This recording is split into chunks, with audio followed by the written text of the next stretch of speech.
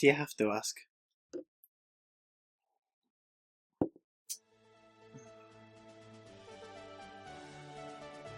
Captain America Civil War is a 2016 Marvel/Disney Studios motion picture set in the MCU, Marvel Cinematic Universe. It stars Chris Evans, Sebastian Stan, Scarlett Johansson, Robert Downey Jr., Anthony Mackie, Don Cheadle, Elizabeth Olsen, Paul Bettany, Martin Freeman, William Hurt, Daniel Brühl. There's a lot of people in this film. A sequel to Captain America the Winter Soldier and a sort of sequel to Avengers Age of Ultron, with a little bit of AntMan between.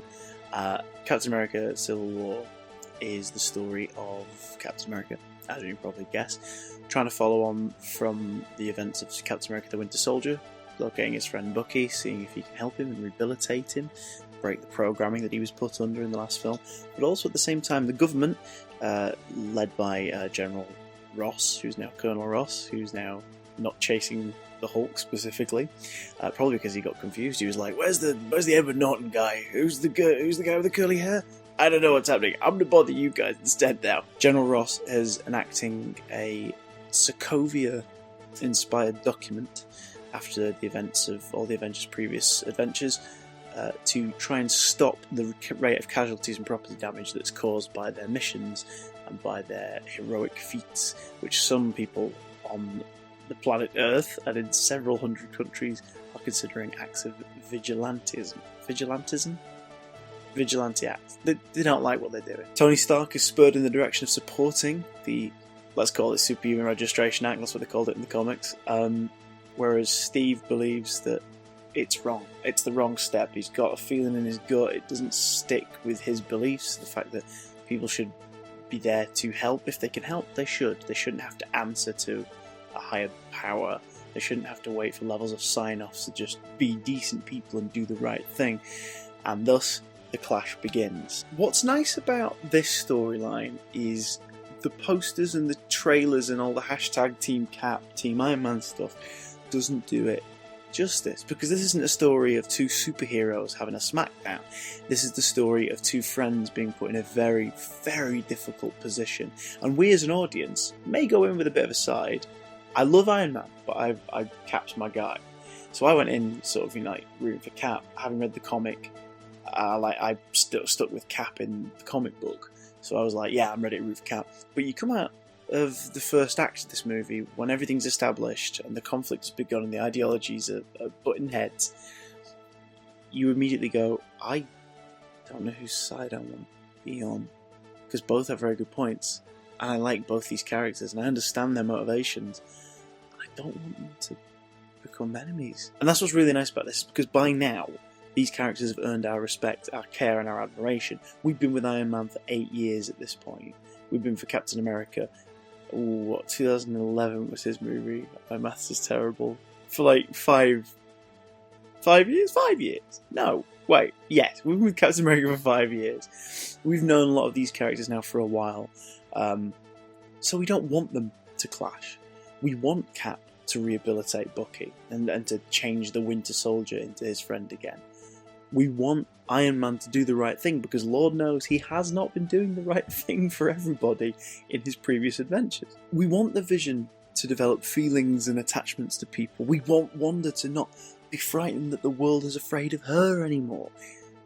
We don't want conflict. And that's why this film is it's brilliant. Like The Winter Soldier, it very much is an adult superhero movie. I think that's the wrong way to describe it. It's more mature. It isn't about the spectacle, but when the spectacle arrives, it arrives in style. It's a character piece, like The Winter Soldier. It is a political thriller, like The Winter Soldier, and it is a direct sequel to The Winter Soldier. Several things carry over. Brock Rumlow, you find out what happened to Brock Rumlow after the building he was in, the Triskelon, exploded around him at the end of Winter Soldier. You get to find out what happened to Bucky next. You get to see the effects of Hydra, where they are now, but not enough to give the game away. And because unfortunately it has to come to fisticuffs in this film between the characters, it gives us, the audience, the sheer delight, the joy of watching superpowered battles And like I say, the motivation behind the fights is more important than the fights. And that's why the fights mean so much. But that does not mean the Russo brothers haven't delivered some really fun, exciting set pieces. A lot of reviews will go on about the airport sequence, the one that you glimpse in the trailers. Yeah, it's phenomenal. Hands down the best action sequence in the movie. Some of the best sequences in this film centre around the Black Panther, played by Chadwick Boseman. Black Panther is incredible. He's, hands down, I'm saying it now, he is my favourite part of Captain America Civil War. Black Panther is astounding. What Chadwick does with the role of T'Challa and with his armour-plated alter ego is just nothing short of breathtaking, and I cannot wait to see where that character goes next. We get some really nice turns from series regulars, Scarlett Johansson and Jeremy Renner, and seeing those guys very briefly have a physical conflict is quite disheartening, because they're like the buddiest of all the buddies of this stuff. So it's a shame to see them fight, but hey, needs must. Joining the fray also, alongside Falcon and the Winter Soldier and War Machine, is a couple of nice additions. AntMan. Seeing AntMan interact with more characters. He got to play with Falcon in his movie, but seeing him interact with more characters is a delight. Paul Rudd. Oh, just Paul Rudd, man. If you could put AntMan in all of the movies from now on, that'd be great. As for a certain web-slinging superhero, I'm going to do what the trailers have done. I'm going to keep stum. I don't want to say anything about him in terms of what Spider-Man's role in the film is, because it's better to see than to be told. But I will say this, Tom Holland, excellent addition to the Marvel Cinematic Universe. Finally, Spider-Man's my boy. Like, sorry, Cap, cover your ears. My top 3 superheroes, if you're going to be that childish about it, is like at 3, Superman, 2, Batman, 1, Spider-Man. I grew up reading Spidey, and I've always wanted to see teenage Spidey, as he should be at that point in his superhero career. Tom Holland nails it perfectly. Marissa Tomei as Aunt May is a really nice addition. They find ways to sort of poke fun at what you're thinking with that. Like, you're going and going, hey, well, she's a bit young to be Aunt May. Don't worry, they address that. Out of the costume, he is a delight. In the costume, he's a delight. He's Peter Parker, he's Spider-Man, and he's great at both. I'll go more in depth about that in my spoiler video in a couple of days' time. Ultimately, though, this movie is a story about loyalty, about friendship, and about doing the right thing. So, naturally, you've got to have a real villain in the mix, which is Zemo. Not Baron Zemo. Zemo, who is very different from his comic book counterpart. And once again, he's the one weak link of the movie in a way, not down to the performance. He is very well performed and his motivations are clear, but Marvel does seem to have this weird allergic reaction to expanding on their villains beyond I'm a dude in normal plain clothes who's a little bit evil. The only sort of taste of it really working out we've had is Loki in Avengers, not in Thor so much, but in Avengers. This film doesn't break that chain, and that's something I really hope they do delve into more later. It'd be nice to see the villains get a little more flamboyant, a little bigger, and a little scarier, and slightly more. I hesitate to use it as a derogatory term because I don't mean it like that, but like a little more comic book movie. That would be nice. And there's a couple story beats that, knowing the characters so well from these movies, you'll think, hang on, why didn't they mention that? Or why didn't they bring that up? And that is a bit distracting for fans of the MCU as a whole. But this film as a standalone flick works well enough. I think you have to have a knowledge of the prior movies for this to be really rewarding. This is maybe the first one where you really kind of have to know you're going in to fully enjoy the experience, to get as much out of it as you possibly can. But failing that, if you've just seen Avengers, for example, and you get the basics of Tony and Steve's relationship, that might be enough to get you through. Chris Evans and Sebastian Stan, I think, carry the brunt of this movie. They carry the weight of it. Robert Downey Jr. As well, doing a stellar job as Tony Stark. Possibly his best performance. No, Iron Man 3 is still my favourite performance from Robert Downey Jr. But Chris Evans and Sebastian Stan build on... It's weird. They take the chemistry they had in the original Captain America, which they then had to dismantle for Winter Soldier, and now they're kind of creeping back into that chemistry. And it's really nicely done. Excellent visual set pieces.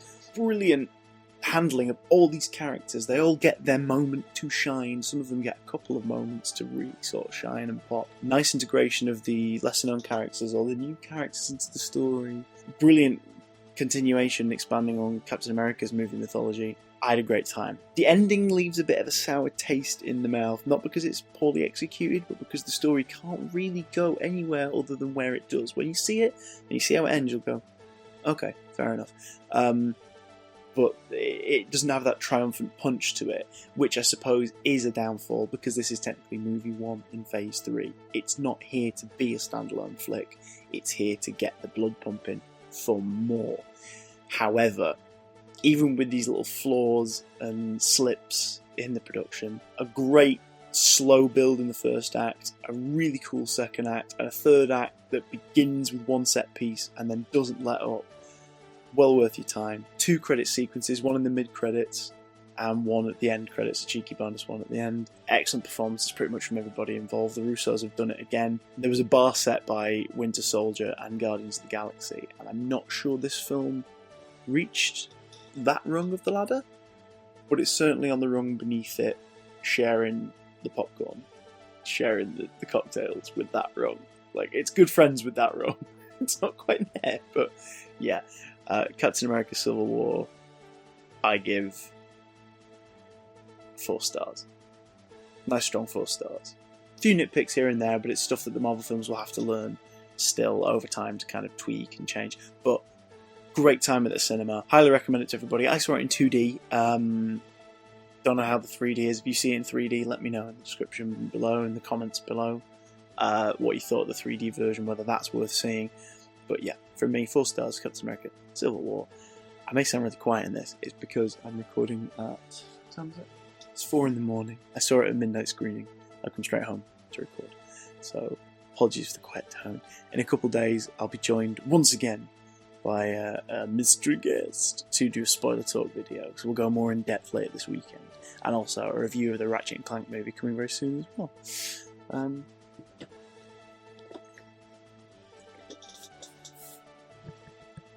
Well worth the £35 for this, wasn't it? It's real vibranium. It's plastic. It's plastic.